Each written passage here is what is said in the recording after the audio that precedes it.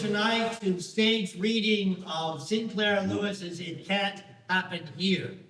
The play runs approximately 2 hours. There is a 10-minute intermission, so that's included in the running time.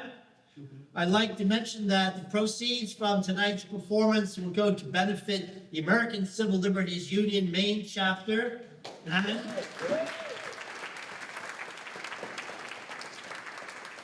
and the Immigrant Legal Aid Project.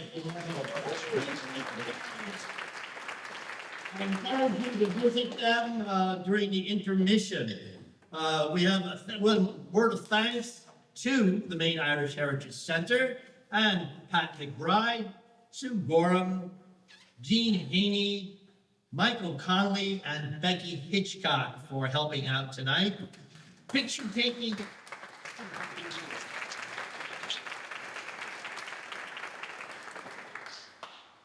Picture taking is allowed, but no flash photography, right? And you have to promise me you post it on Facebook.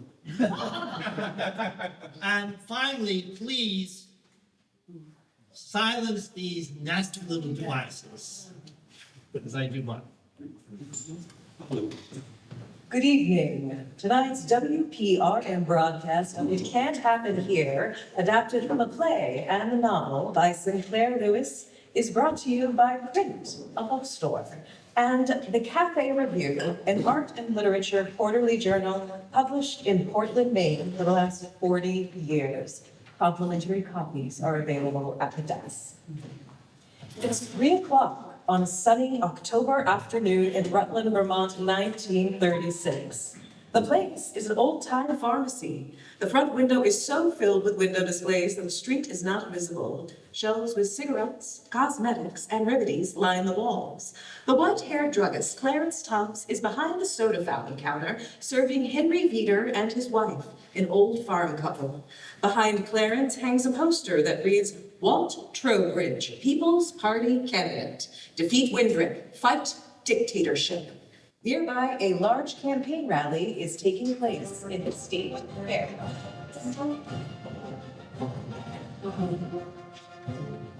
How about some soda, Mrs. Veeder? We got a special if you buy a whole case. Oh, we couldn't lug it to the car. They won't let us farmers park on Main Street because of the parade. The parade? Buzz Windrip and his marching clubs keeping cars off Main Street? Don't know what's happening to Vermont. Putting up with a thing like that. I'll go to the mayor. Oh, don't know what good it'll do you, Mr. Tubbs. People around Rutland won't stand for no monkeying with their rights. My father didn't fight in the Civil War for nothing. Mine neither. Well, I don't know what the world is coming to. Young folks staying up till 11:30 thinking you're a tyrant if you tell them to get into decent hours. At least the corporals stand for discipline. When it comes to discipline, I believe in freedom. Rather let the kids stay up than have them bossed around all the time. Well, we certainly would like this $50 so we could say Mr. Windrip is going to give all the old folks if he's elected president. Oh, we could use it with another winter coming. He'll never give it to you, never in 1,000 years. Oh, there's the Rutland band. Oh, I sort of like the music and the uniforms. Let's see. That was one toothbrush, 23 cents. One bottle Ethiopian Wonder Wine, $1. One bottle La Belle Paris perfume, 10 cents. That makes now, let me see. Give me a pack of Luckies. Nickerson, don't you see I'm waiting on Oh, someone? don't mind us, Mr. Tubbs. In a hurry, gotta get into the parade, hustle and shoot the works. Don't see no money on the counter. Oh, put it on the cuff. No, sir, let me tell you, Jim Nickerson, you don't get 1 cent's worth of credit out of me. You owe me $24.16, and you ain't paid a cent now for a month, 9 days, 10 days. A month and 9 days was yesterday, and you got a brand new secondhand automobile. Cut the crack. I'm here on official corpo business. Corpos. Corpos. And just what do you think you corpos are doing? Drilling. Drilling. Yes, sir, I heard you. Drilling. Out behind the old tannery. At night. Drilling. With uniforms and wooden rifles. What are you doing? Trying to get up some kind of army? The corpos ain't doing anything except helping elect Windrip.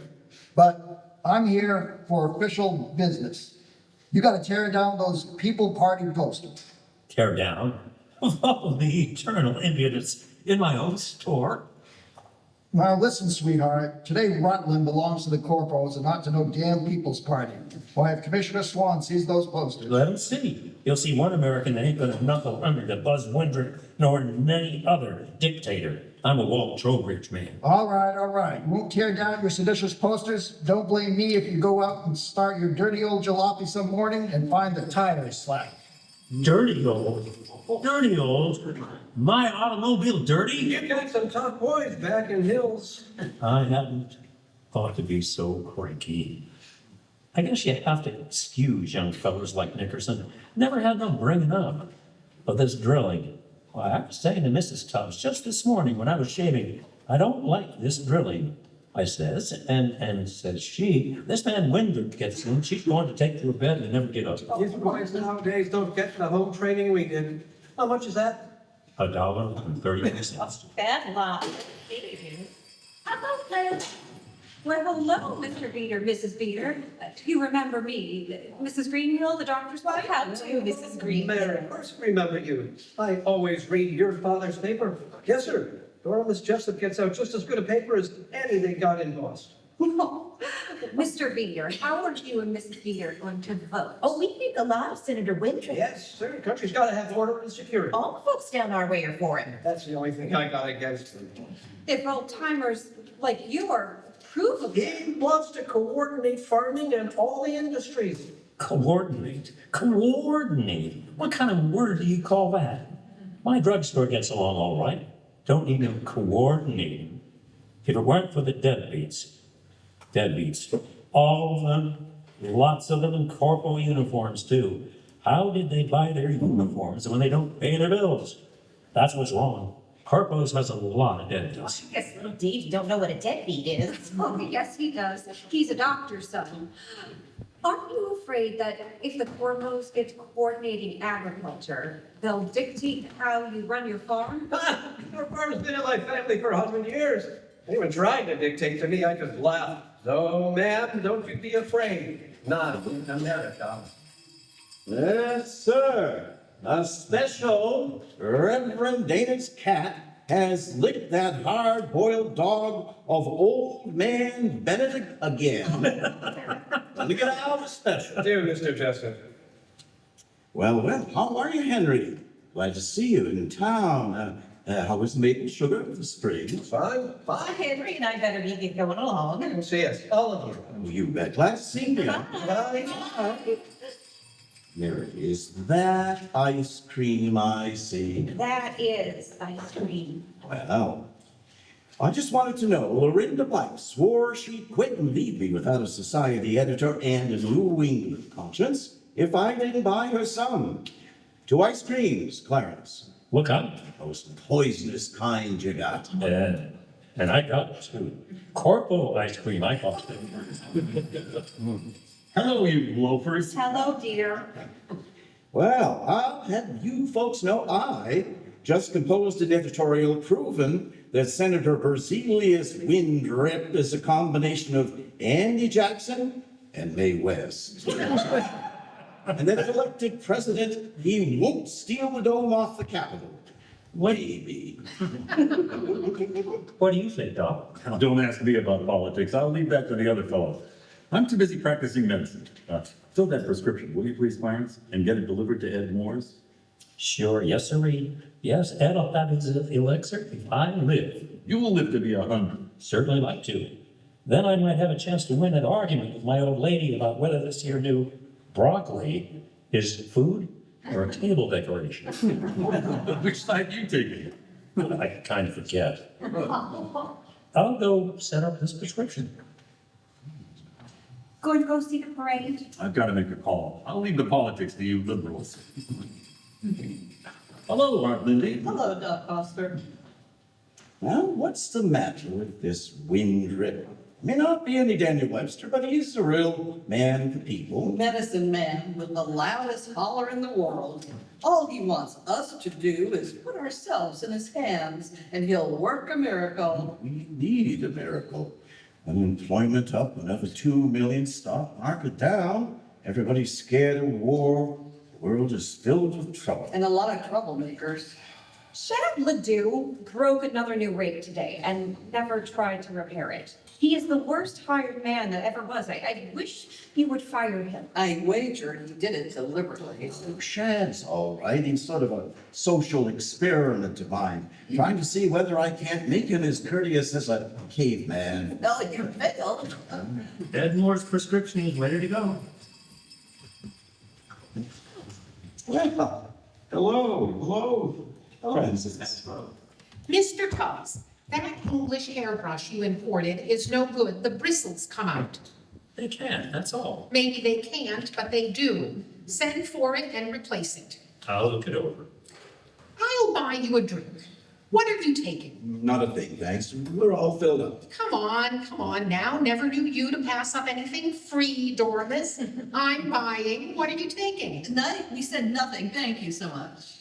Well, if you're too good to drink with a poor old capitalist, that it's the fashion for the Treasury Department and every lazy bum on relief to strangle nowadays, I'll buy myself one. Clarence, bring me a Coke.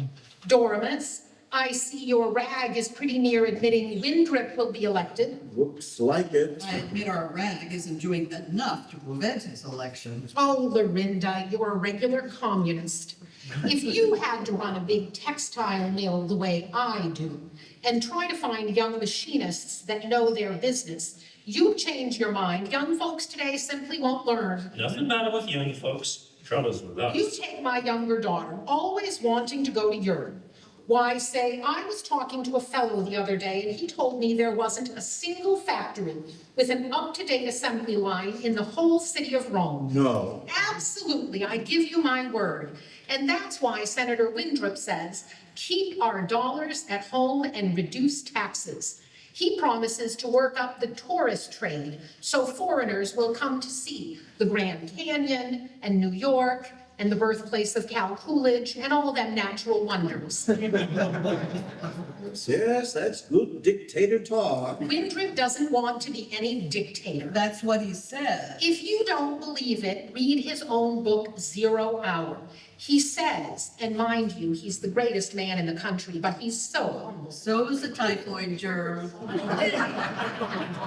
He says in 0 Hour, I have no desire to be president. My only longing is to serve. That's why he's running, because he doesn't want to be president. Dormus, how am I going to make cotton fabrics at a decent profit if every mill hand and railroad roustabout demands hours and wages and God knows what all to suit his own selfish grasping notions? Any more selfish than we are? Yes, sir, you bet they are. And what we got to have is coordination, and one strong man as coordinator. A lot of young fellas have straightened up and quit drinking rock gut since they put on corporal uniforms. Coordination, that's what it is. You hear all that talk, Davy? Don't mean a thing. I wish we were on another picnic up in the hills. All these poor deluded folks down here in Rutland talking politics and dodging traffic, and preachers and editors yelling that 2 + 2 = 4, but up in the hills, the crickets. Good God, Dormus, take a tumble to yourself. All these years, you and your doggone newspaper been having a lot of fun being so doggone liberal. Time for you to take an active stand against all these subversive elements. These are serious times, man. Maybe 28 million on relief and beginning to get ugly, thinking they have vested rights to be supported. Yes, these are serious times. Hello, Shad. Give me a package of razor blades. 6 will do.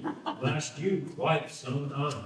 All these labor racketeers ganging up with the communists, trying to tell me how to run my business. I tell you, Windrip's got to be elected. See you soon. So long. Shad, how you planning to vote? Well, I'll tell you, I'm gonna vote for Buzz Windrip. He's gonna fix it so that everybody gets $2,500 a year. He never promised that. Oh, yes, he has. Secret. I know things. Then I'm gonna start a chicken farm. I can make a bunch of money out of chickens. You had too much luck with turkeys, Shad. Let the water freeze up on them in winter, and I'm afraid they sort of died. I weren't gonna make no money out of a couple dozen turkeys. But when I get 6,000 chickens, then I'll show you. You bet. Buzz Windrip is okay. Did you get the leaves raked up? I did not. How could I rake leaves with a busted rake?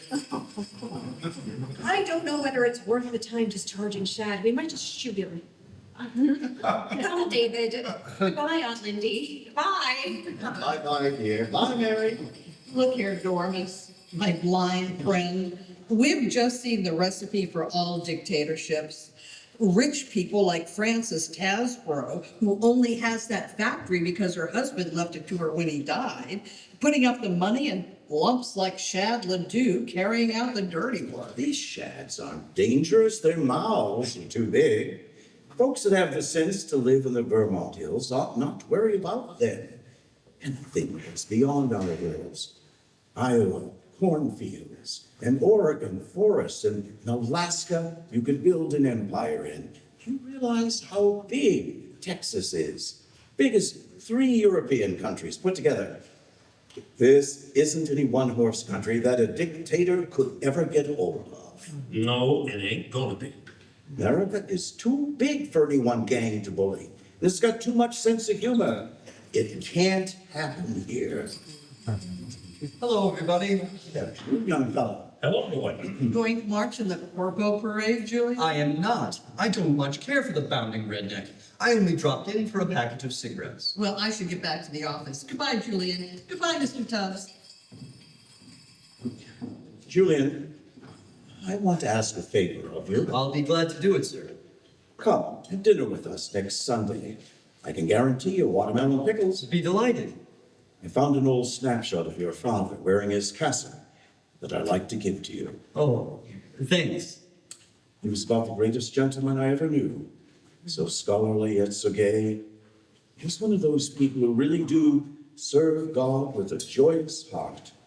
Sometimes I get kind of lonesome for him. You and I mustn't lose track of each other, Julian. We won't, sir. Bless you. Bye.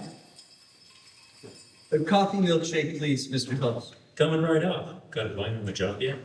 I haven't had a thing since the summer hotel closed. My college degree got me the position of bellhop. Seems like it's harder on you fellas that done well in college than it is on the bums. Seems so. Excuse me, Julian, but if nothing shows up and the worst comes to worst, as the fellow says, you can always sleep here free in the back room. High class linen one. Thanks, old man. Here's your shake. And this is my treat. Thanks for your generosity, Mr. Tubbs, but I don't need it yet. Don't mention it. Don't mention it. Say, I gotta go in and make a prescription. Holler at me if someone comes in. I'll holler. Excuse me, Oh, Mr. Tubbs is filling a prescription. do you happen to know whether he favors the corporals or is he voting for Senator Turley? Clarence says you corpos want to crush our freedom. That's And absurd. as a real New England eccentric, he won't stand for Then I that. shan't waste time on him. You're a corpo official, I take it? Commissioner for Vermont? Kyle. No, I don't think we need such childishness. Let me see. You graduated from some good college a couple of years ago. Your father was a professional man or a urchin of considerable culture. And you've been desperately looking for some kind of job in which you could use at least 10% of your college training. What of it? Don't be offended, Mr. What is your name? Julian Falk. Nice to meet you, Julian. My name is Swan. You see, I've been dealing with a lot of lads from good families like yours who've been ruined by the arguing and experimenting of the last 3 administrations. The country's gone soft. But Winthrop will discipline it if he has the help of men like you. You don't really believe the corpo dogmas, not privately. I do, sincerely, and so do you. I do not. What do you got against the corps? They're a bunch of roughnecks, out for a lark. Oh, plenty of those, thank heaven. They make the best private soldiers. But the officers, well, take myself, for example. Obviously, I'm a you're university different. man, and look, and Falk, you're different, and we're recruiting more and more college men. Don't you find it going to be really needed these days, these jobless days, drafted for a man-sized job with pay? You know, they're paying corporals who want to stay on after election. What do they need the corpos for permanently? Winthrop is going to organize a special, highly honored corps with authority. Not merely stop vulgar crime like drug traffic, but to prevent bribery, graft, treason. Everybody who joins before election will have precedence. You would start as a private, but I assure you that within a few months, you would be an officer. Officer? I suppose it's worth looking into. Here, take this note to Rutland headquarters and talk to Major Tanner. Then decide. You'll decide entirely for yourself. I'll talk to him. He'll explain anything you want to know. Would I have to be in this parade? Parades. They're only the pearl handle on the gun. I'll start this one off, but then I'll turn to my real job, presenting our side to the leading citizens. I may want you to drive me around. Wait for me at headquarters. Very well, sir.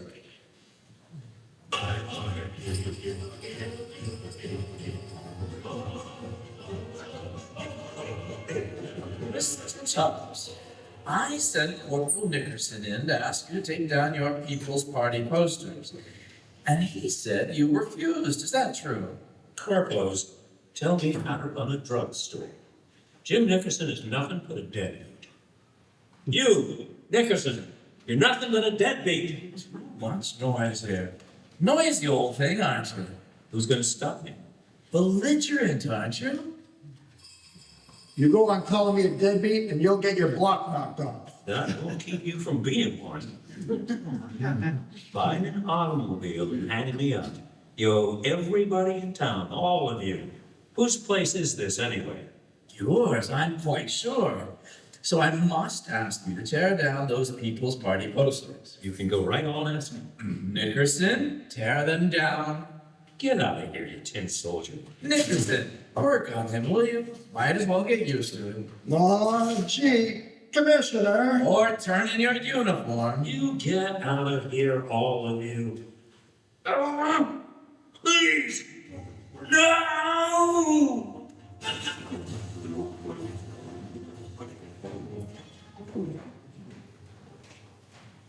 Act 1, Scene 2. An hour later, in the sitting room of Doremus Jessup, who lives with his daughter Mary, son-in-law Dr. Greenhill, and grandson David. It is the room of a well-to-do, leisurely, bookish family. All the furniture is good. Nothing but the radio is new. Lorinda sits on the couch correcting proofs. Doremus and David are looking out the window at the parade.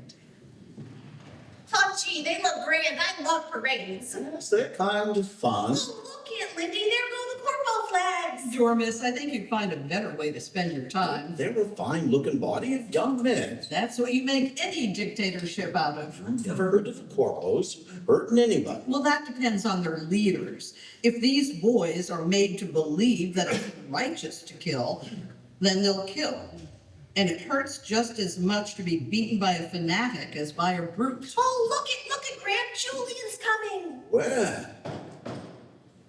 What's all this? What do you call this? I have joined up with the corpos, Mr. Jessup. I was sick of being out of everything. I didn't understand that. Oh, this is Commissioner Swan. Come in, come in. Very good of you to see me. Not at all. Honored to have you. Sit down. Doremus, Commissioner Swan wanted to see you more than anybody else in town. Well, At ease, Paul. I understand you're running the whole Vermont campaign for Windrip. More or less, sir. Hey, Dormus. Come on in, Francis. Best place to watch the parade. Commissioner, this is Francis Tasbro, our leading manufacturer. Commissioner Swan, I heard you were in town. I thought you'd drop into my mill to see me.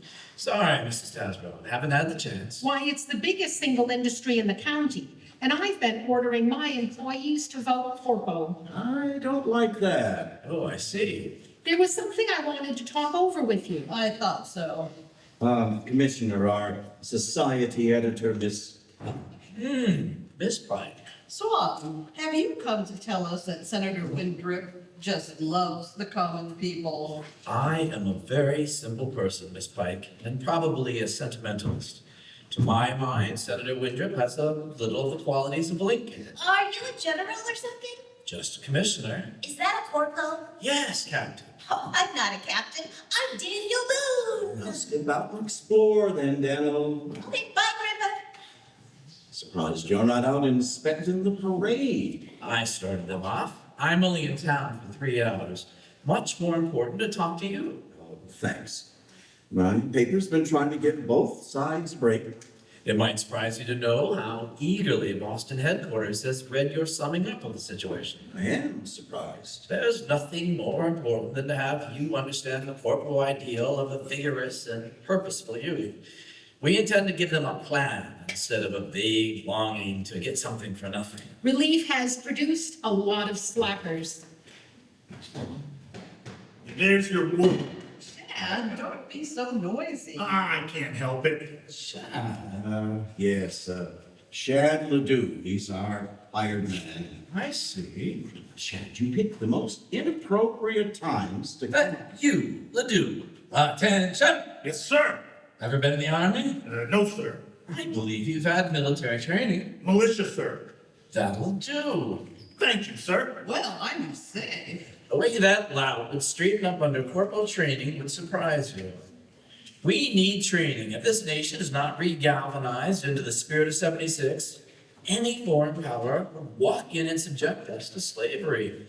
We intend to build a wall of steel against European dictatorships. The corpos intend everything. They tell the industrialists they'll stop all strikes. They tell the workers unions will be sacred. They tell the well-to-do they'll have lower taxes. They tell the poor they'll have $2,500 a year. Now, Wendy, it's downright unsporting to remember campaign speeches.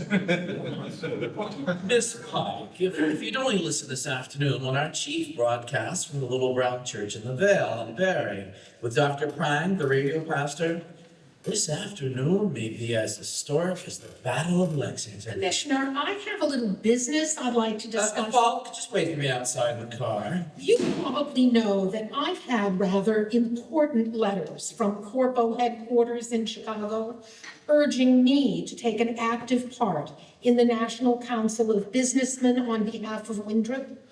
No, I wasn't born yesterday. I know what that means. It means money.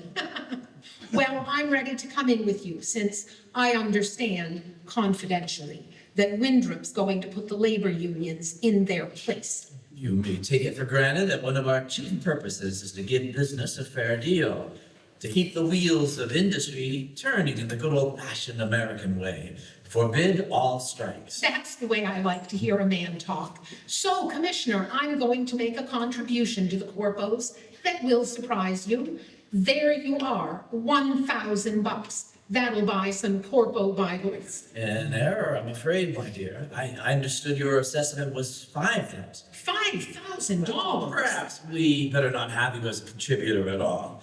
We don't care to have anyone in the inner council who doesn't passionately believe in our ideas. If you think you can bully me. Oh, quite right. We'd rather not have any associates whom we have to bully.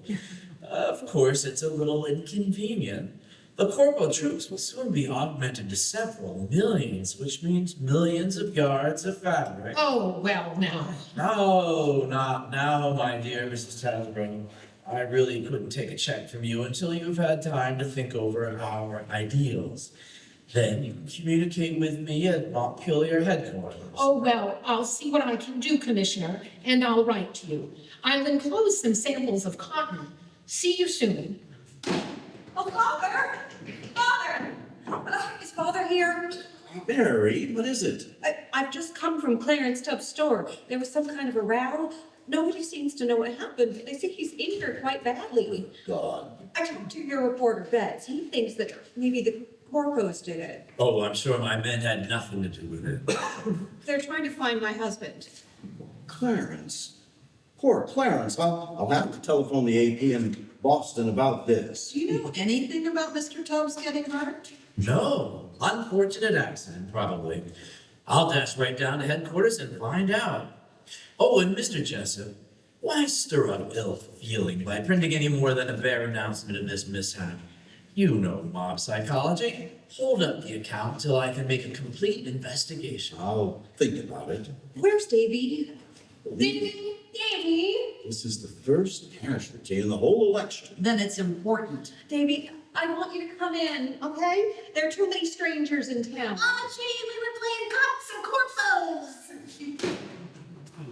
Hello, hon. Better call your office quick. What's the trouble? Clarence Tubbs has been injured in some kind of a row. Okay. 652, this is Dr. Greenhill. Anything for me? Yes, I see.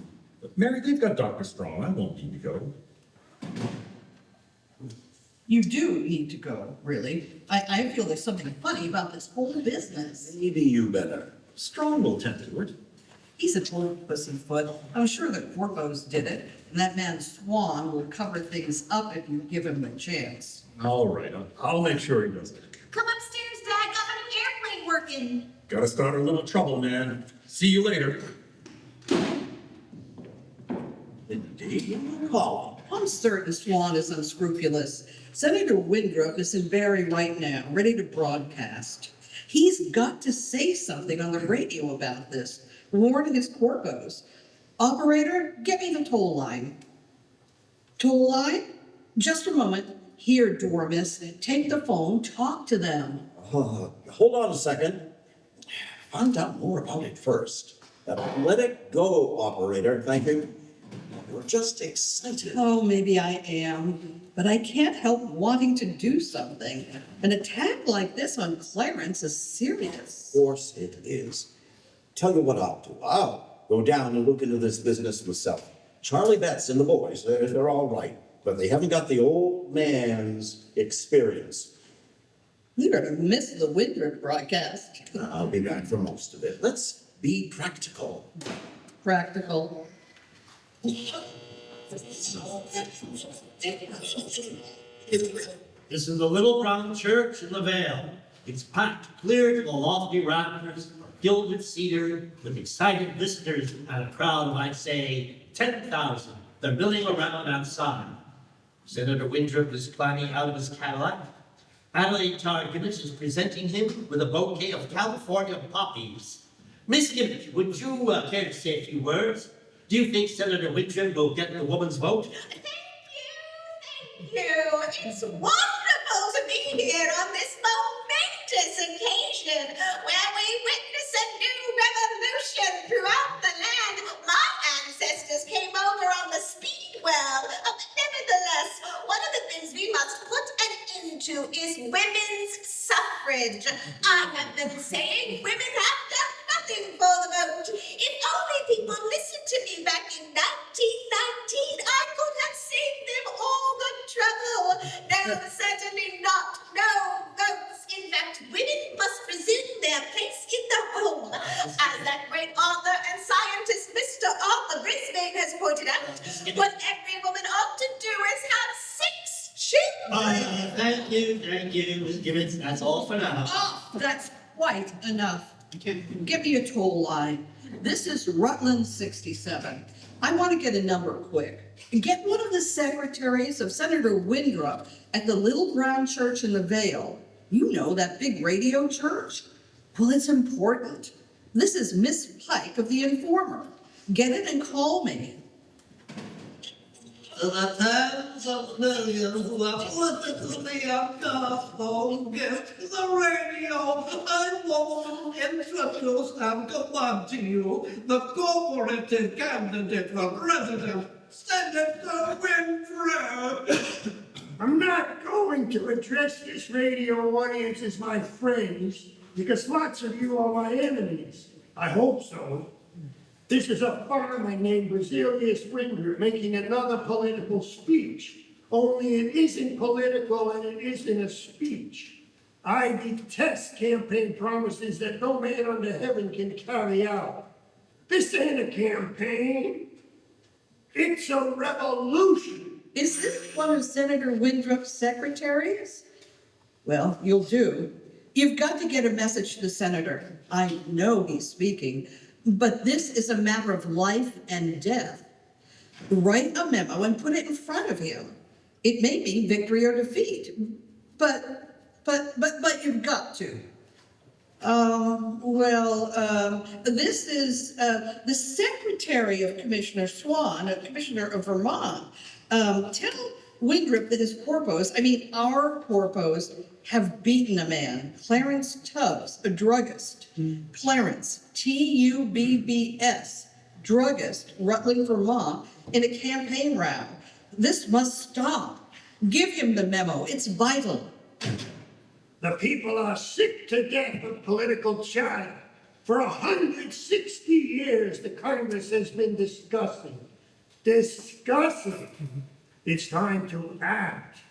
Not under a gossiping committee, under the leadership of one man. Let me tell you what kind of man I am. I'm just like you. Yes, born on a farm, inured to the bone-breaking toil of the farm, and hoping to die on the farm unless some enemy's bullet lays me low in the marble halls of government.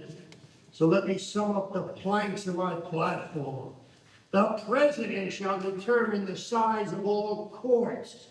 He shall enlist all workers in one corporatist union and all businesses in scientific divisions.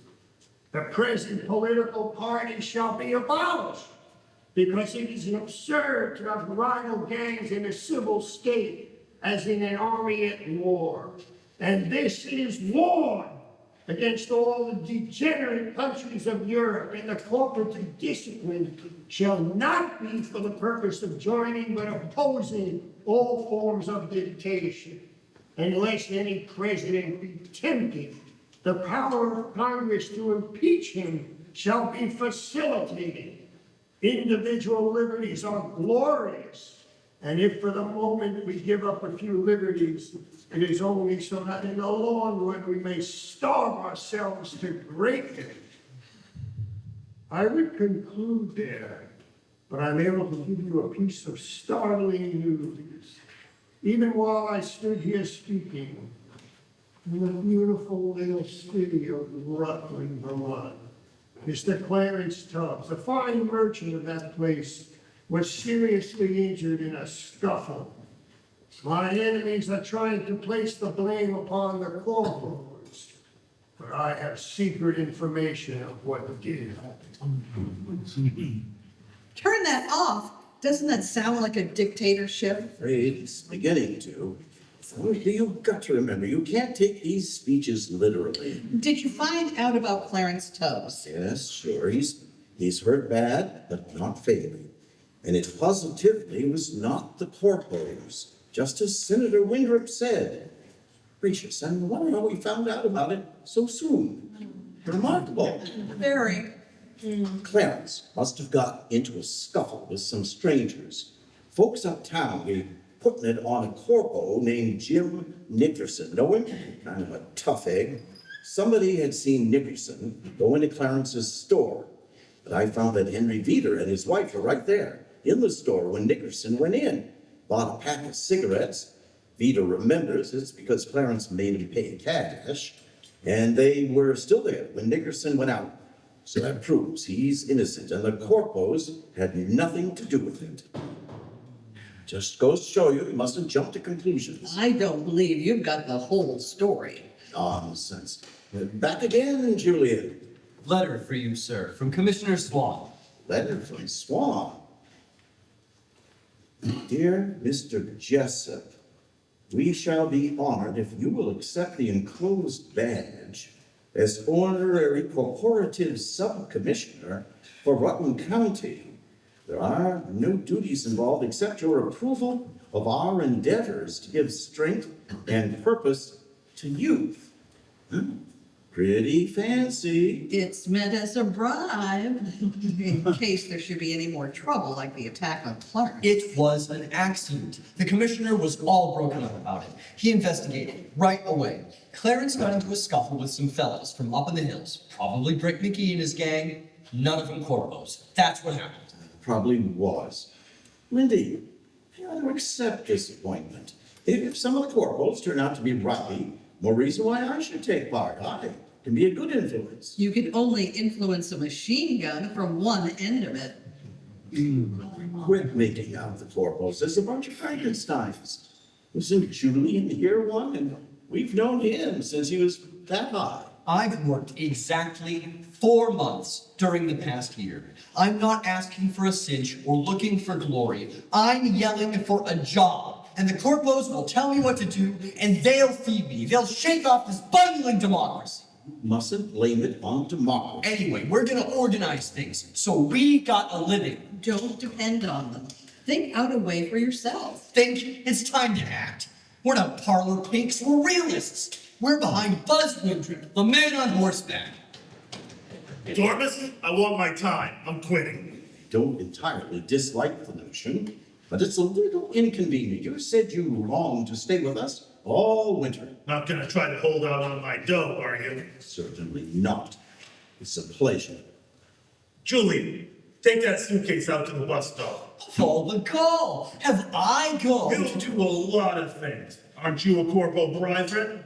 What's that got to do with it? Commissioner Swan has made me sergeant of the corpos on full time. Take that grip out. You were right in the shed. Certainly makes you wonder about the corporal. Dad, there's something rotten about this Clarence Tubbs business. I went to his house. There were corporals guarding the place. They wouldn't let me in. Me, their regular physician. They kept out Dr. Strong, too. Told me Dr. Gax was in charge. Gax? The worst quack in the state. What's he got to do with it? I sent him a note. Gax sent out word that Mrs. Tubbs didn't want. And the fellow who sent Gax there, the fellow who promised to pay Gax's bill, is Mr. Corporal Commissioner Swan. Swan's new. He doesn't know Gax's reputation. I don't like it. I saw Gax's face at an upper window. He was laughing at me. Well, what? When? All right. What is it? Clarence is dead. Oh, Gax pulled the paper. He said Clarence died of heart failure. Heart failure. But where are you going? Back to the Tubbs house. Dr. Gax won't be here now. Please don't. These awful political rows and that man Swan. Think I'm gonna stand by and let a thing like this happen? But you are so quick-tempered. Nonsense. Nothing will happen to me. Don't go back there now. Look into it later. Yes. Give people a chance to forget. Is that it? better wait. Go to your office. Sure. I'll go read the ads in the medical journals. Clarence, the man I was talking to an hour and a half ago. It's begun. It's up to us to stop it. Too late. The corpos are on their way in. The people have waited too long to speak up. The press can speak. I can speak. Even if the corpos do turn violent, one thing that can never happen in America, they can't muzzle the press.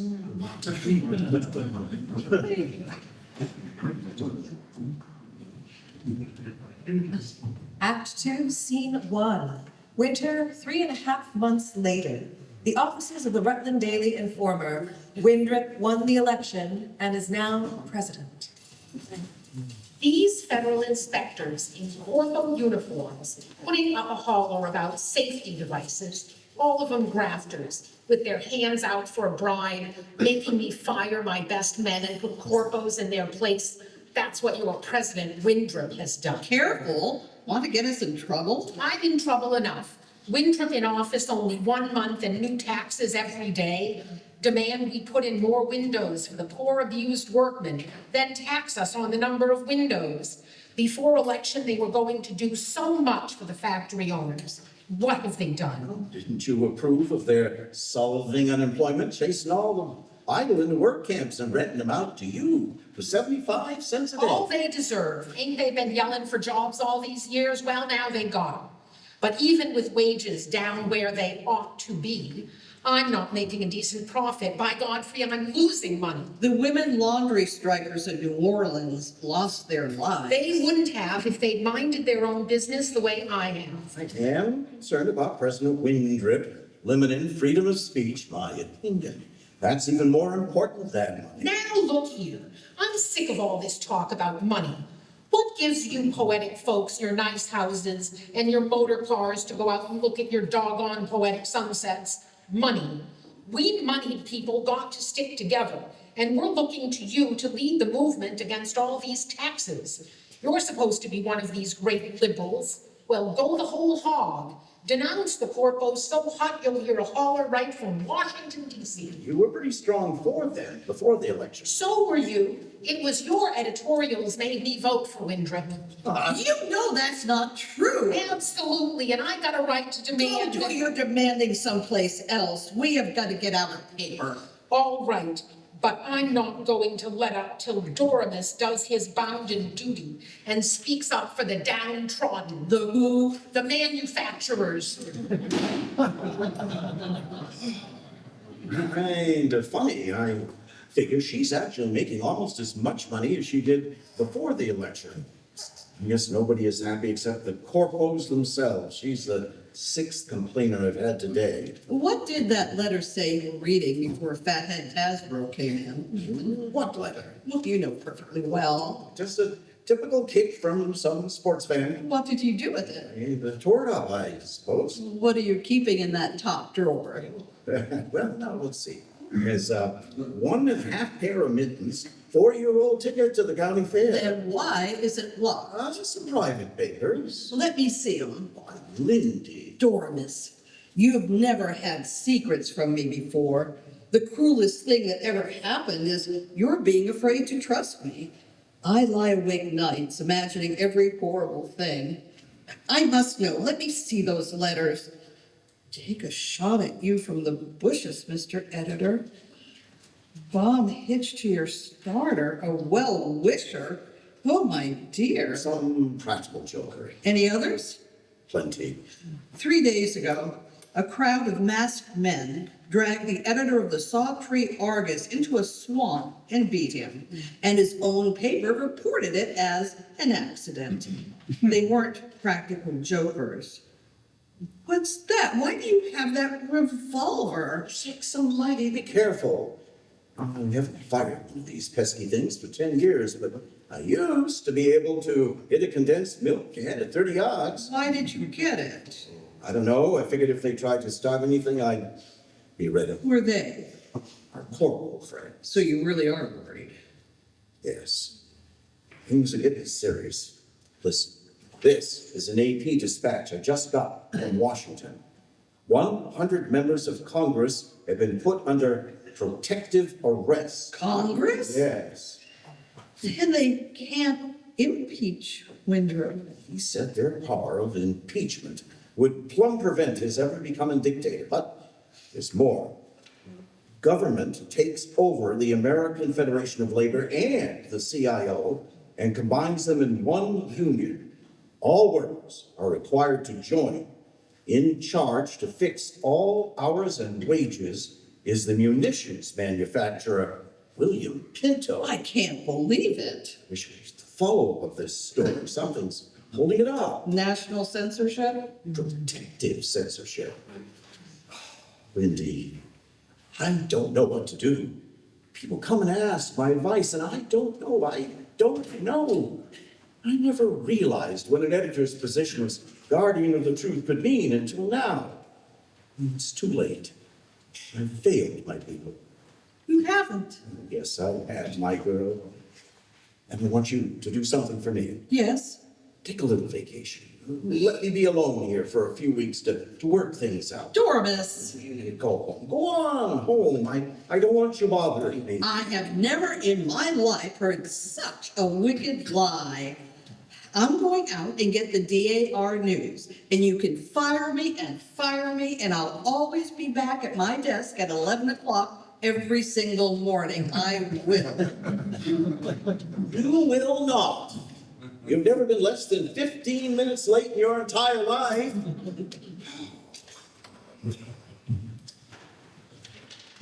Dan! Hold your horses, I'm coming. Dan, we'll print this editorial after all.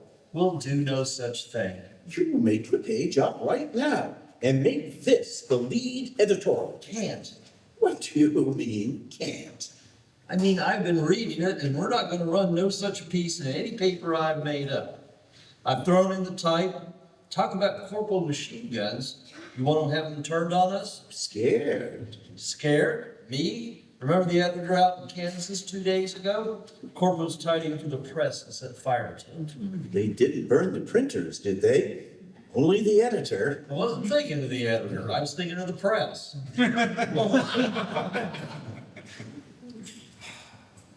I'm gonna Suppose you're going. I'm gonna go out and try to reset this editorial myself. All right, all right. If you're bound and determined to be a hero, I suppose I'll have to be one too. 19 years now, and you've been having your way. 18. Seems like 80. Besides, I may be able to repair a linotype after the corporals massage it with a crowbar, but not after a liberal intellectual fiddles with it. And here's your big corpo, Lummox to see you. Don't say I didn't warn you. Salute, Private! Mary, what's this boy got on? Corpo cap. It's silly, but Julian Falk gave it to him. Oh, I like my cap. For the last 20 years now, about the only uniform you ever saw in America was the Salvation Army. Skip out here and see Mr. Wilkes. Yes, he'll show you some tight lice. I can't understand how Julian can endure being a corporal after the Clarence Tubb murder. Why, Julian believes that Brick McGee is guilty, and he's not a corpo, and Dad, What's the trouble? Commissioner Swan is in town for the day, and he put Dr. Gax in charge of the county hospital. What? Over my husband's head. That's impossible. Fowler just phoned me. Swan wouldn't dare. He has. Dad, my husband won't let this pass. You have got to do something. I will. County hospital. Now, you stop worrying. There must be some mistake about this whole thing. County hospital? This is Mr. Jessup speaking. Want to talk to Dr. Greenhill? Or did he leave? Oh, all right. Thank you. Your husband's on his way here now. We'll straighten this out. Dad, I'm afraid. I'm sure all of this has something to do with Clarence's death. Fowler's gone on trying to find out about it. Oh, I know. Tell you what you do. You take Davy home now. Let me take care of all this. Don't you trust your old dad? I do. Good. Bye, Dad. Phone me later. Dan! My editorial reset. Throw it away. I got something more important. Set me an 8-column banner head, clear smack across the page. Corporal, politics, murders, the sick. Have you gone crazy? Worse than crazy. Get busy. What the machinery stopped. Hey, you, get out. Swan, you have anything to do with that machinery stopping? Almost everything, I should think. What would you mean by it? Do be calm, my dear fellow. We're both civilized human beings. Surely we should be able to discuss any differences of policy. Murder by machine gun? Very pretty alliteration. I congratulate you, Dormus. My name is Jessup. Oh, no, it wouldn't be. Not between friends, would it, Dormus? I'll call you Dormus, and you just call me Commissioner. Jessup, I came here to stop your vile criticisms of the corporative government, but I hadn't expected anything so beastly as this new affront. You seem to be asking for a trial. Sergeant Ledoux. Yes, sir. Station a couple of privates by the door. You sit here at the desk and take notes. You and Getz conspired to... According to a new decree, I have the power to hold court-martial, with myself as judge, prosecutor, and defense, and you'll be thrilled to observe how the three of me agree. Don't care much for this cat and mouse game. If this is a trial, what are your charges? Charges? Merely high treason and incitement to murder. I do ever so delicately urge you to give me a list of all the people who are secretly opposed to our administration. You think I've become an informer? Try to show a little more respect in this trial. For curiously enough, it is a trial for treason. One really ought to take you out and shoot you. Oh yes, one has the power, but it might be more amusing to keep you here. So I announce as my official decision that from now on, The editor of this paper is to be Sergeant Ledoux. Chad, editor? Well, my dear fellow, I'm picking him because you're old and loving co-workers. We do hope you'll go on writing, playing with a many-colored word, but Sergeant Ledoux will tell you precisely what to write and how to change it afterward. And if the sergeant ever complains about you... Swan, well, I've had enough. One man is going to protest their corporal's swanishness. Let me. My dear doctor, what seems to be the trouble? I shut up about Clarence Tubbs. Keep myself clear from my work, but now you've taken that away from me. Dr. Gax. You're entirely mistaken, my dear doctor. I've been misrepresented. I'm going to expose you. Fowler, wait. Be quiet. Swan, you murdered Clarence. Grab him. You have shown a considerable talent for investigating deaths. Now you'll investigate one quite authoritatively. Ledoux, take the swine out in the alley and shoot him. You don't dare. They'll hang the whole lot of you. Nasty little gun, Dormus. Swan, you can't do this. Can't. A fine young doctor. A fine young fool, my dear daughter. Hello? Mr. Jessup can't come to the phone at the moment. This is just a friend of his. Dormis, it's your daughter. She wants to know about some oddly named man the corporals have placed over her good husband. Will the name be Gax? Oh, yes, your father is here. He doesn't seem to be feeling very well and can't come to the phone.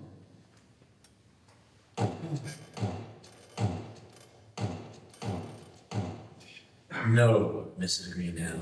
I'm afraid Mr. Jessup won't be able to do anything for your husband. Intermission.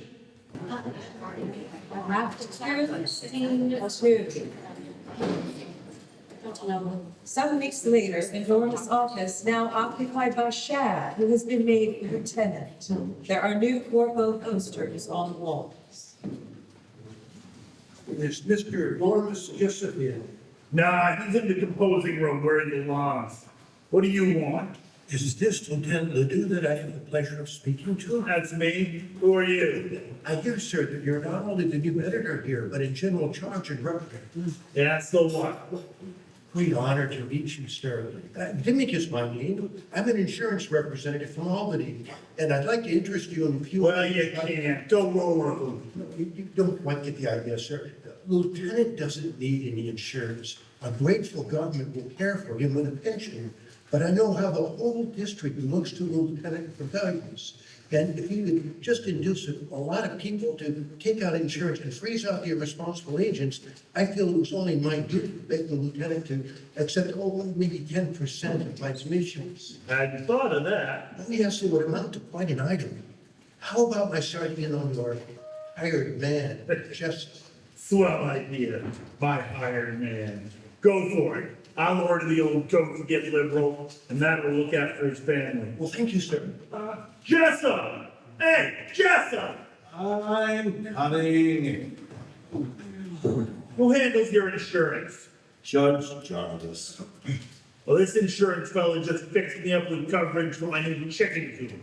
Real reasonable. Dimmick is his name, from Albany. He's a good friend of mine, and it wouldn't hurt my feelings none if you did business with him. I gotta go to headquarters. If anything comes up, you can call me. Lieutenant Ledoux calls it insurance, but I call it a bond of hope that pays dividends in happiness. I'd like to analyze your present policies. No charge, no obligation. I'm busy, and I got all the insurance I want. No, not my kind. I represent an old line company founded by George Washington. I don't know what kind of fool scheme you're trying to... No, hush, listen. Look, I know all about you, and I know that Swan murdered Dr. Greenhill. Good thing for us at Canada was such a pompous idiot. Mr. Jessup, I am an agent of the People's Party. I don't believe it. I can prove it. No one would be so foolhardy as to spy for the People's Party. You can check up on me through your friend Ed Sampson of the Burlington Paper Company. I don't want anything to do with it. There isn't any People's Party anymore. I want to argue. Senator Trowbridge is in Canada trying to rally the old America. We're organizing an underground spy system. Want you to take charge in Rutland, collect all the corporal atrocities, distribute propaganda literature, do as much as you can to Get out here. I've got enough trouble. talk to Ed Sampson. He knows all about it. Want to know anything about it? Church's synagogue in Chicago's been closed and their pastors in prison. Can't help All that. the Jews have been forbidden to own factories. No. The study of all foreign languages is to be forbidden in colleges. Good day, good day. Not much use of your staying around. Well, I certainly hope you see your way clear to paying out some insurance. Never mind about that. If you change your mind, remember Ed Sampson. Ed Sampson. Yes. I must say, you weren't very cordial to him. Don't need any insurance. And it doesn't pay to get chummy with strangers these days. What's this? George Washington Insurance Company. 96 sharecroppers shot in Arkansas. Careful. That fella claims to be an agent, secret agent of the People's Party. Oh, is it possible? Think he's real? No, it may have been sent by the corpos to trap me. Did he say Ed Sampson would know? So he claims. Well, why don't you telephone him and find out? Want to find out. Underground work, I won't touch it. I'm too old for this hero business. What good is an old fool like me to the people? The people. Don't. Anything happened to me, what would become of Davy? I'm not blaming you. I'm glad you're being sensible. Yes, sensible. It's what we call cowardice after 50. You're not afraid. Just dazed. So am I. Life would have been pretty decent for us. Remember how we used to run off to the hills and go picnicking?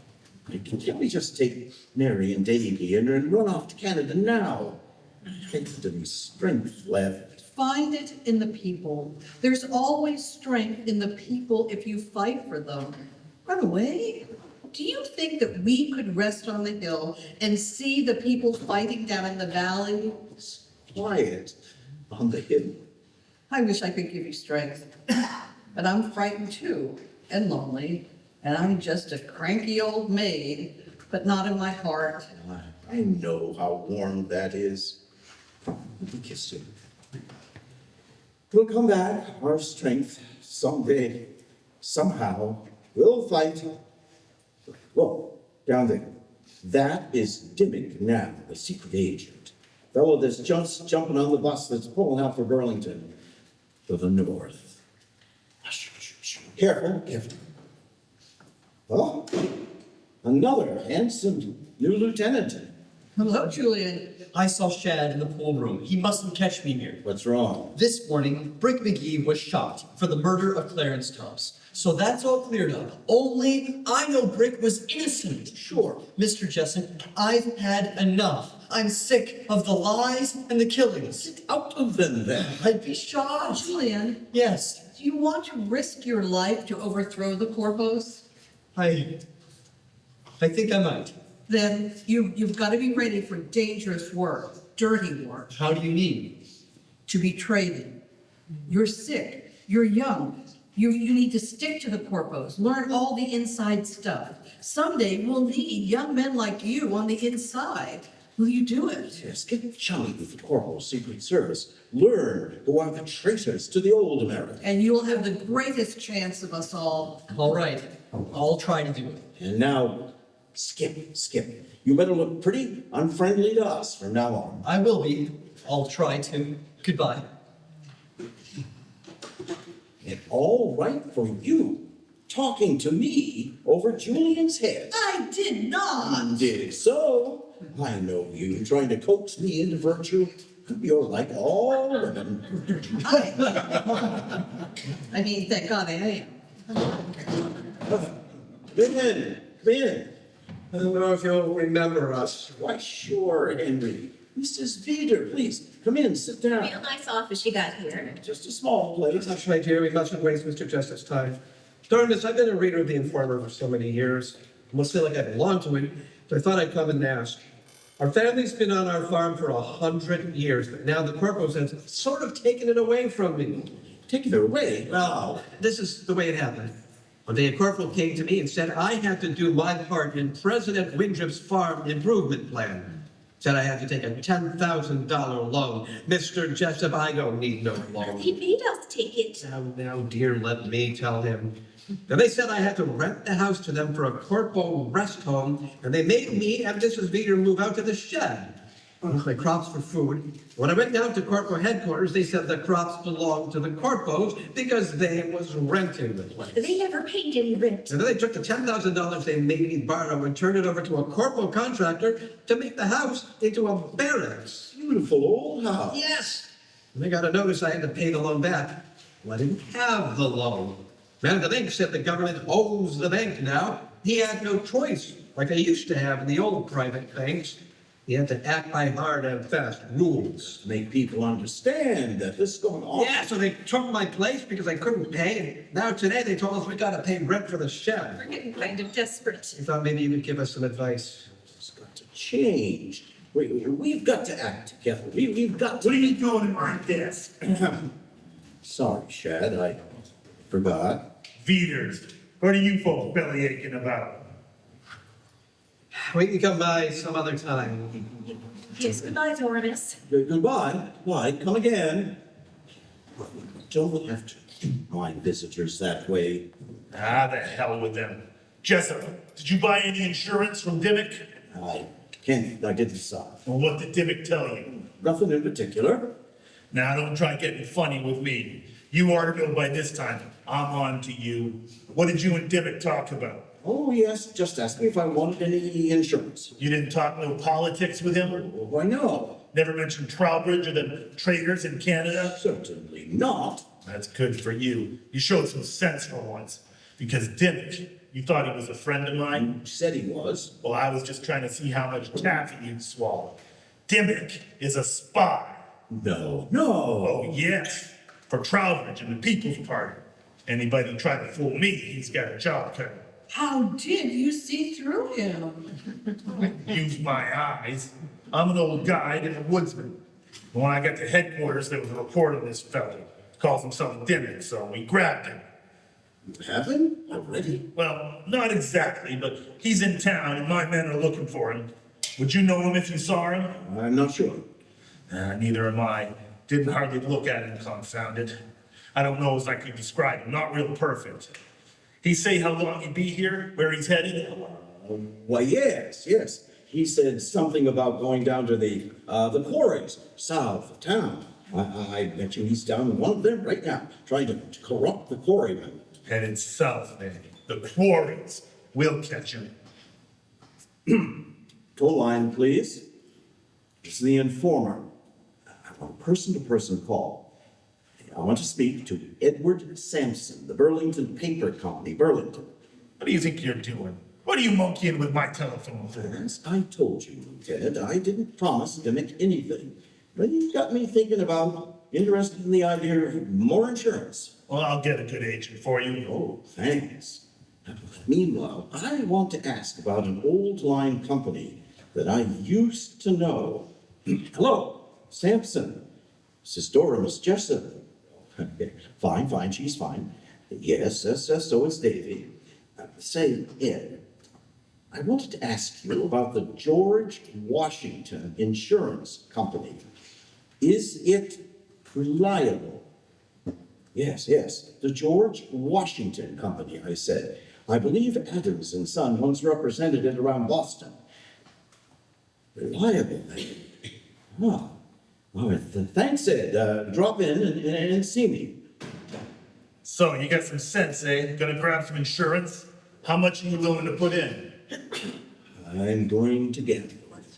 Gamble all I got. Act 2, Scene 3. 2 weeks later, in Dormus' living room, a cold evening in early spring. Dormus and his fellow conspirators of the People's Party are preparing propaganda letters and leaflets for distribution. The curtains are drawn, the lights on, a low fire in the fireplace. Lorinda, Mary, and Mr. and Mrs. Veeder are sitting around a table addressing envelopes. Julian, in uniform, sits watch by the window. Yes, they have the attack on Windrip printed on tissue paper and wrapped it around oranges. Where about the rest of those mimeographs, Dan? Coming up. Good, and don't forget, sort the envelopes so there's no two with the same handwriting together. You about finishing it? Yes. Oh, good, better be. I expect Dimmick almost any evening now. Oh, I forgot to tell you. Right now, Dimmick is a traveling horse doctor named Smith. I'm afraid not. What? Not anymore. What? We finally got him. Dear Lord. Where was he when you caught him? What was he when you caught him? He was a corpo, an officer in a motor corps, sent away to the camps now. Great soul. A fighter. People's Party reportedly on the radio any minute now. I guess me and that woman better start out. Roads are bad. Careful how you get away from here. Go through the old Falk place. Mrs. Feeder, you better carry the envelopes safer. You folks getting on all right at your daughters. Yeah, she's got 6 children, but she was able to let us have some room in the barn. Well, you'll have it easy tonight. You'll be home early. Not much after 1 o'clock. Early. Used to think 9 o'clock was late. Radio People's Party broadcast from Montreal. Walt Trowbridge reporting. State of affairs in the United States. Nebraska. Drunken corporals fired down a residential street and shot the minister. Wife was reading to her children at the time. Washington, D.C. The steel cartel gave a dinner last evening for President Windrum at $1,000 a plate. Vermont. Editor Ed Hardington of the St. Johnsbury Bulletin was murdered. This is Walt Trowbridge, with you again at 11 o'clock. Murdered. Did you hear that? Hardington, the jolliest fellow I ever met. I worked with him once. Used to think good farming was the most important thing a man could do. Well, I guess it's even better letting folks know they've lost their freedom than you think they do. Corpos! They're coming! Hustle, everybody, everyone. Hide the papers. Mary, you answer the door. Remember, we're all just here visiting. It's Jim Nickerson. Come in. Don't think much of the corporals, do you, dearie? What do you want? What is it, my friend? Come to bust all the radios in town. 6 times a day now, Walt Trowbridge broadcasts a lot of seditious junk from Canada. We've had orders. Dear, I did want to hear the smoothie quartet on the Delaware Machine Gun Hour. Order that. Get to a girl, have your hands. How are we going to hear President Windrip without a radio? I can't get along without his straight-from-the-shoulder talks. That's it. Just because a traitor like Trowbridge broadcasts a lot of lies, decent folks like you and I have to suffer. It's the fault of them seditious Canadians. We're gonna lick them, and them Mexicans. I don't know when I've had as good a visit as tonight, Mr. Jessup. But guess Lucy and me better be getting home. We'll be in bed till after 10. Better go out the back way. Say, quickest way to get... Such a lovely visit. Good night.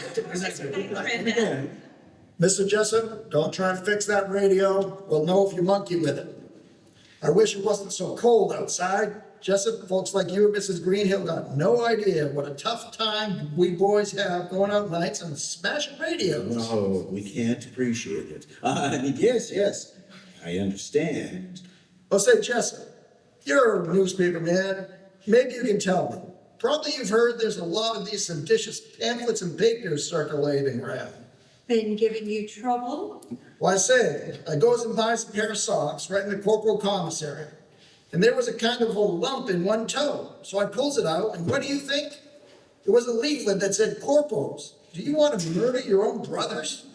Why, got any idea how you spot guys that would send out leaflets like this? Why, yes, I'm certain they're way back in the hills, in the woods. Well, maybe. Thanks, Mr. Jessup. So long. Good night. Did Julian put those leaflets in the corporal's socks? Oh, Lord, what nerve. What he's got to be is more careful. And Julian, as a corporal traitor, they'll shoot him. Well, anyway, that was our last corporal visitation tonight. Julian, Lorinda, they're gone. You can come out of the basement. Julian, you go out the back way and get to Windrip Barracks. Before Nickerson, you got your leaflets. Enough sedition to seduce a regiment. Good night, everyone. Dan, you got my dynamite? Right away. Oh, be careful, Mary. Might be real dynamite. From your tone of voice instead of pamphlets. Will be real dynamite pretty soon. You want your pamphlets in the back of the car? Yes. Dad, what are my orders, Chief? Where do I distribute these? Woodstock. Try to make it through to White River Junction. It's extremely dangerous. I know, right? Corporal Patrol tried to stop my car last night. Stood out in the road. I almost had to run him down. Keep an eye on Davey. Yes. Don't let him read in bed. Good luck. Goodbye, Mary. What are my orders? Take these long words. These are accusations of leading corpo sympathizers. Put them right in their own mailboxes. Mrs. Petey wrote them. Hasn't she beautiful handwriting? Yes, she was a school teacher. Bless her rocky Vermont soul. As a spy, she's pure poison. Like you. Thanks. Careful with them. Wouldn't trust these to anybody but you or myself. And I'll put half of them in the mailboxes after midnight. But I do so little, sleeping snug and warm while Mary and you drive through the night. Sleep? I know you. You sit up and worry yourself sick until you get our safe signal. No more worry, you are the real leader here, and I'll never be afraid of anything again. Well, another day, another dollar. Got the mimeographing outfit hitting the app. Hitting the app today. Good night. Good night. It's all right, Chief. We'll get it over. You bet we will, Dan. Good night. What's the idea, young fella? You're supposed to be asleep. Well, I was reading Treasure Island in bed, and gee, there were pirates creeping around in the dark. I'll protect you. I carry cutlasses in my teeth, practically continuously. Why does Mother drive away every night? You know it's your mother. Maybe it's Aunt Lindy or me. Because she always hits the curb and says, "Oh, damn." I see. Well, better skip back up. Oh, please let me stay. I don't have anybody to talk to. It isn't any fun at school now. You're right. Come over by the fireplace. What do they teach you these days? Oh, how to drill, and the peace of the world depends on America's ruling the Western Hemisphere. And it is right and glorious to serve the cause of country without regard for friendship, ties, or kin. Is that true? Well, I'll try to explain. You're getting old enough now. Mind you, I don't want you to be a prig. What's a prig? A prig is a boy that likes to wash his face. Then I am not a prig. Maybe I'm wrong to tell you, but I've been thinking about it these last few days. Boys as young as you have done their part in revolutions, and you might have to take your father's place, and mine too. And it's never too young, nor too soon, to fight for freedom, David. You never called me David. Maybe it's time now. David, your father was not killed in an automobile accident. The corpos killed him. Do you understand? I knew. What? I heard Mother and you talking long ago. I cried. But I thought maybe you didn't want me to know. It's fine, fine. Why do the corpos do things like killing Daddy? Because they hate free people like your father. And they want those that want to know the truth. They hate the free, inquiring, critical spirit. Free, inquiring, critical spirit? That's it. Well, Understand? Gee, anyway, it's a lot better than cause, country, without regard, friendship. Honest, Granddad, I think the professor at school is an awful simp. He salutes and then spouts all the stuff Mr. Windrip writes. Good boy. Why don't you make the corpos quit? Trying to. That's why we send you to bed early, so we can get out letters about the corporals. Look, I'll show you. We hide these papers, and night your mother and Aunt Lindy go out and distribute them. Oh, look it! Give me millions of them. I'll go right down to Douglas Avenue tomorrow after school and give them to everybody. No, That's precisely what you mustn't do. If the corporals found them, they might send us to concentration camps, so shh, not a word, shh, not a word. And you're enlisted against the corporals. What's the idea this time of night? We're having a book burning on the green. Gonna burn all this subversive literature that's corrupting public morals. Got any objections? We won't find any subversive literature here. The hell we won't. I used to work here. How about this book? Charles Dickens. Wasn't he a communist? Certainly not. Well, I heard he done lots of complaining about conditions. Guys ought to leave conditions alone. Leave them to the government. That was 100 years ago. Makes no difference.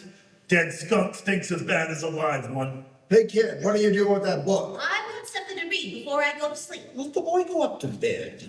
Yeah, let me see that book. It says, anti-Semitism increases, 80,000 in New York concentration camp. Dormis, you traitor! Who's in this with you? Nobody. Liar. I wrote all that stuff. How do I know? If there was anybody else in this conspiracy, would I be all alone here at night? Mary upstairs? Weekend, away for the weekend. Nixon, send that brat upstairs and then search the house for pieces of paper with writing and printing on them. Make it snappy. You're going to the concentration camp for 5 years. But if you want to get there all in one piece, you better tell me who's in this with you. All right. If I have to, I worked with Hartington, St. John's Marietta. Him? We shot him yesterday. And I'm all alone. He's guilty, Lieutenant. I found a whole mimeographic outfit in the cellar, along with this fishing pole. Nice one, too. Always wanted a steel fishing rod. No more playing around. Got serious business to do. Dormis ain't cooperative. I hate to do it, but we gotta teach these intellectuals a lesson. Circus starting, gents. Come on, lay him on the table. I'll use this fishing rod as a whip. Chad, wait. I thought you'd put up a squawk. I'll take my beating gladly. Maybe the other cautious citizens will leave me now and begin to fight. It's our laziness to let the rats like you come in. Now my blood may wash you out. Go on. I'm ready.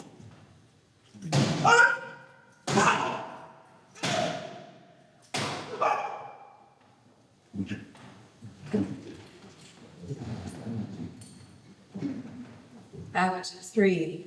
Dormis Jessup's living room. It's winter, a year and a half later. There are signs of poverty. The radio, most of the books, and some of the pictures are gone. Mary and Lorinda have gone into the laundry business. Throughout the room are piles of laundry on chairs and in baskets. I am awfully obliged to you for washing this.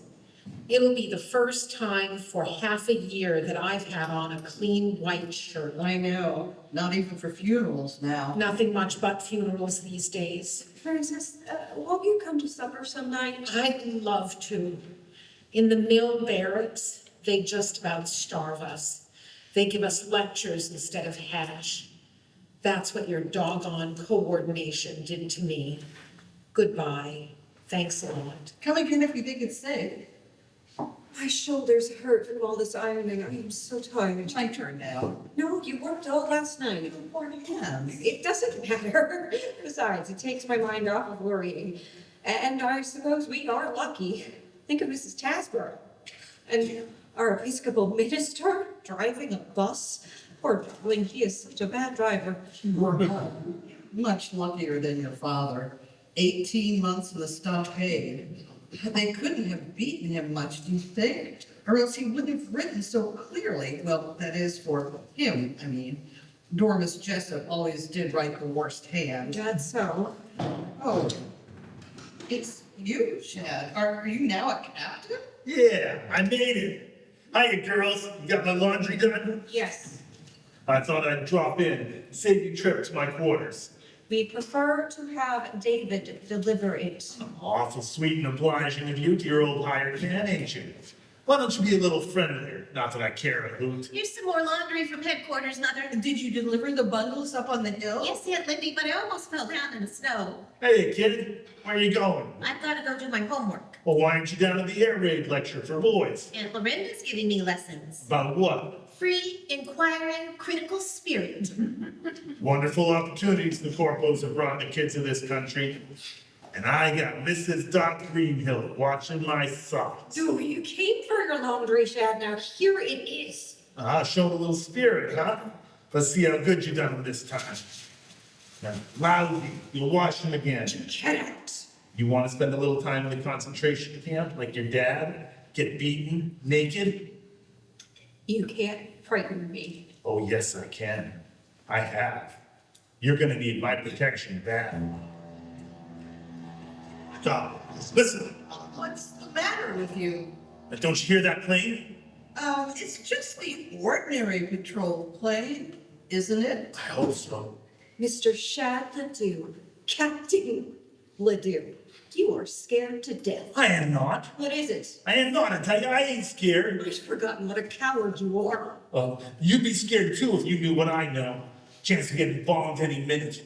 The traitors are stealing army planes and bombing their own towns. Slaughtering you right in your own bed while you're asleep. God. Having nightmares again? What planes? I will tell you nothing. That's because you don't know anything. Oh, I don't, eh? Commissioner Swan certainly wouldn't take a woodsman like you into his confidence. I know the whole thing. There's a revolt against Winchell. A People's Party revolt. Half our Air Corps is revolted. Oh, it's come. I wonder if Dormis will see us. Shad, I would never be afraid of you again. You better get across the border into Canada quick. I hate to see people killed, even you. Me? Killed? Oh, yes. You will get killed if you stay. That was obvious the moment you spilled the news about revolt. You are a fool. You won't think I'm foolish before I get through with you. If you do not let go, I will kill you. What is that? Someone at the door. Go on and answer it. You're safe with me here. Yes? Father? We broke him out of the People's Party planes bombed the Hanover barracks. We broke him out for confusion. My God, Dormus escaped from prison, and that weasel, Dimmick, the spy. David! Lorinda! Who is no? It isn't! Lindy. What have they done to you? Be all right. We almost froze. People's Party planes bombed the Hanover barracks, soon to great jail.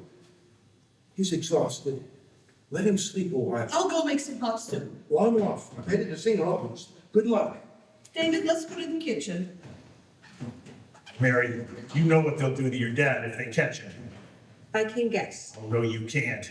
They got a new little trick with salt fish and no water to drink. He used to laugh at me, but I'm nuts about you, Mary. I'll make you Mrs. Captain Ledoux if you cut being so chilly. And I'll protect the old duffer, not give him away. How about it? Or do you want your dad to go back and be tortured, burn sulfur under his fingernails?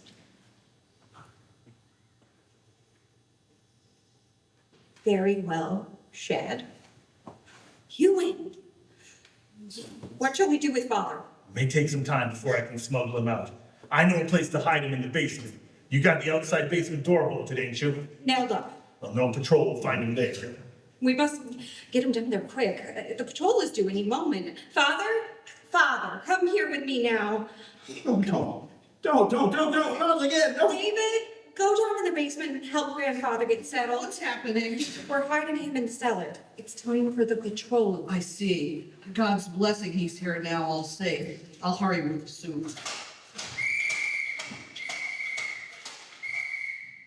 Oh, Commissioner Swan, I thought you was in Boston. What are you doing here? I just come to get my laundry, sir. Where's the fleet of trucks you were to start off from Montpelier? Trucks, sir? You heard me. Where's the gasoline? Gasoline? Yes, not milk or perfume. Gasoline. I never got any orders, Why sir. didn't you?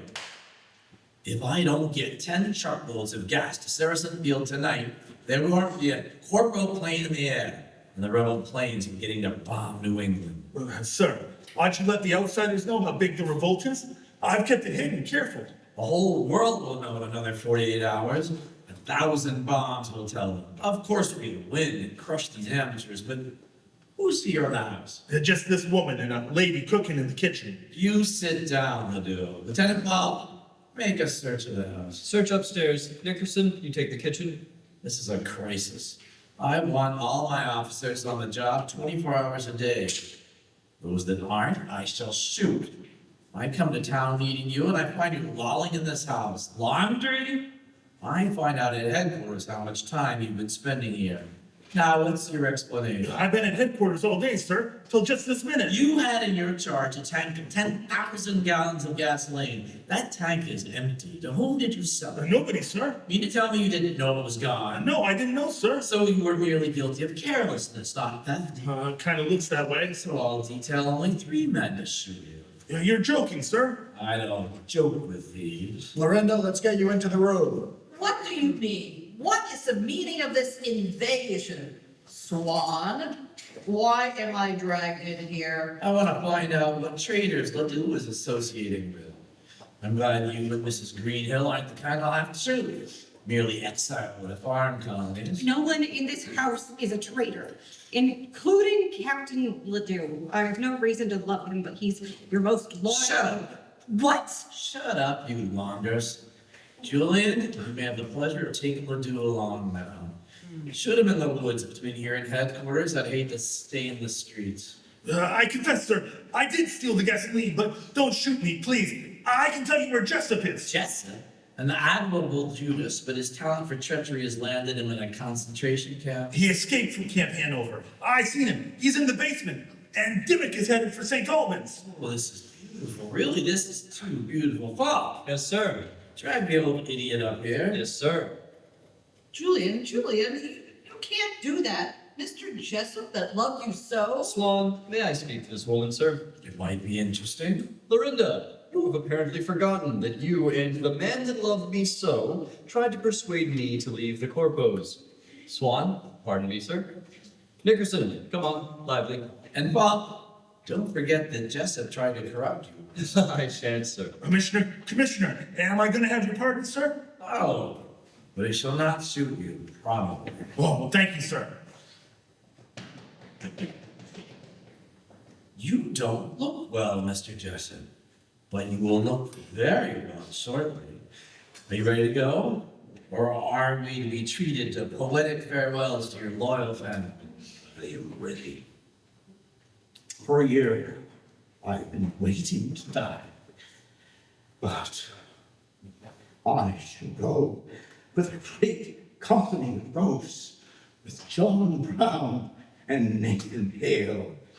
You are also strong as you think, Commissioner. You can murder lonely men, but you cannot kill the ghost of freedom. Very pretty, I'm sure. Very literary and oratorical. Quite up to the gallows tradition. Well, march him out. Hands up, or all of you, or I will shoot. Be careful, Commissioner. It would give me pleasure to kill all of you. Eyes front, stretch. How do you like concentration camp drill? Time for me to come from undercover, I guess, Mary. Not soon enough. Take the guns, Julian. You too, Falk? I'm sorry for that. You can sit, Commissioner. Julian, you'll take them all across into Canada. In Swan's own car. Right, we must get started. Farewell, Commissioner. Thanks for lending me your Beethoven records and your brass knuckles. I use them both. Mary, where do we wait for you? I have my plans. We won't go without you, though. No. Dad, you are in no condition to argue. Julian, go out and start the car. Get father to a doctor as soon as you cross the border. Mrs. Greenhill, isn't it a bit dangerous for Captain Falk to steal my car? Not very. He's known to be your aide, Swan. Lindy, wrap up father and Davy. Mommy, I won't leave. Don't waste time, David. We won't go. You got to go.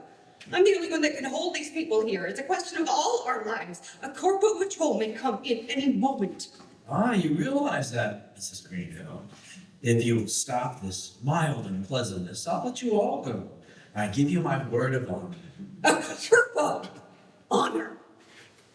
Don't you know the corpos have got rid of the inconveniences of personal honor? David, button up your overcoat. Take my purse from the couch. There's nearly $200 in it. You're gonna have to wait for me in Canada, dear. No, don't worry if I should be a long time coming. I may have to go a roundabout route. Meantime, keep saying to yourself, I am Dr. Fowler Greenhill's son and Dormus Jessup's grandson. I have to carry on their fight for freedom. Oh, Mommy, I want to kiss you. It isn't safe now. In Canada, we will have a long kiss and in peace and quiet and lots of fun. Goodbye, dear. Remember everything. Remember America. What rubbish is that? It's not rubbish, Ledoux. This country used to stand for something, and you fascists came along and you poisoned everything that was good about this country. But you are through now. You and all your corpos are finished. There is a resistance now. You don't dare shoot me. You don't have the guts to do it. I warned you. Put it down and I'll beat the hell out of you. I'm sorry, Shad.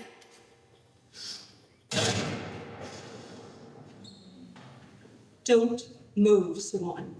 I've got 4 bullets. Lorinda? Yes, Mary. Get my father and David in the car. Get going now quickly. Goodbye, Father. Aren't you coming, Mom? I'll join you as soon as I can. I have business to finish here. Goodbye, Doctor. Goodbye, Mother. Goodbye, all. Be safe.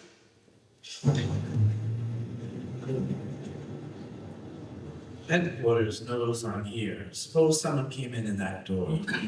When that door opens, Swan, I'm going to kill you. But you'll die too. I know, but my son will be across the border and I shall live in him. I knew I should have killed Dormus Jessup when I had the chance. You couldn't kill him. You can't. For Dormus Jessup can never die.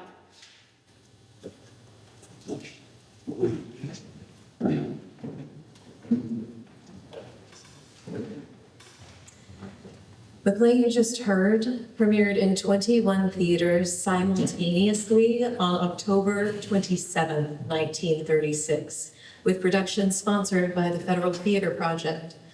The play served as a warning against the rise of authoritarianism by suggesting that fascism, cloaked in patriotism and traditionalism, could indeed take root in the United States.